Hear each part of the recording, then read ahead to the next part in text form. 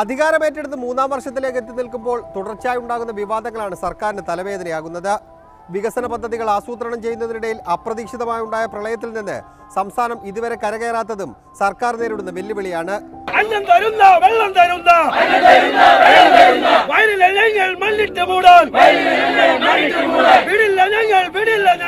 കണ്ണൂർ ജില്ലയിലെ കീഴാറ്റൂരിൽ നെൽവയൽ നികത്തി ബൈപ്പാസ് നിർമ്മിക്കുന്നതിനെതിരെ നാട്ടുകാരുടെ നേതൃത്വത്തിൽ ആരംഭിച്ച പ്രതിഷേധ സമരമാണ് ഈ വർഷം സർക്കാരിനെ ഏറ്റവും അധികം പ്രതിസന്ധിയിലാക്കിയത്.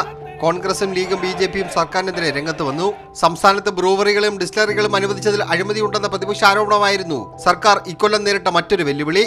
പ്രതിപക്ഷ പ്രതിഷേധത്തിനൊടുവിൽ ഉത്തരവ് റദ്ദാക്കി സർക്കാർ രക്ഷപ്പെടാൻ ശ്രമിച്ചെങ്കിലും അന്വേഷണം ആവശ്യപ്പെട്ട് പ്രതിപക്ഷ നേതാവ് നൽകിയ ഹർജി കോടതിയുടെ പരിഗണനയിലായതിനാൽ ആ തലവേദന സർക്കാരിനെ ഇതുവരെയും വിട്ടുമാറിയിട്ടില്ല. മന്ത്രി കെ.ടി. ജലീലിന്റെ ബന്ധു കെ.ടി. അദീബിനെ ന്യൂനപക്ഷ വികസന ധനകാര്യ കോർപ്പറേഷനിലെ ജനറൽ മാനേജർ സ്ഥാനത്ത് നിയമിച്ചത് സർക്കാരിനെ ഒന്നടങ്കം പ്രതിക്കൂട്ടിൽ നിർത്തിയ വിവാദമായിരുന്നു. ശബരിമലയിലെ സ്ത്രീ പ്രവേശനവുമായി ബന്ധപ്പെട്ട് UDF-ഉം RSS-ഉം NSS-ഉം നടത്തുന്ന സമരങ്ങൾക്കെതിരെ വനിതാ മതിൽ തീർക്കാനുള്ള സർക്കാർ തീരുമാനത്തിന് പിന്നാലെ തുടർന്ന വിവാദങ്ങൾ ഇപ്പോഴും തുടരുകയാണ്. KSRTC-യിലെ എംപാനൽ ജീവനക്കാരെ കൂട്ടത്തോടെ പിരിച്ചുവിടാനുള്ള ഹൈക്കോടതി ഉത്തരവും വർഷാവസാനം സർക്കാർ നേരിട്ട വെല്ലുവിളിയാണ്.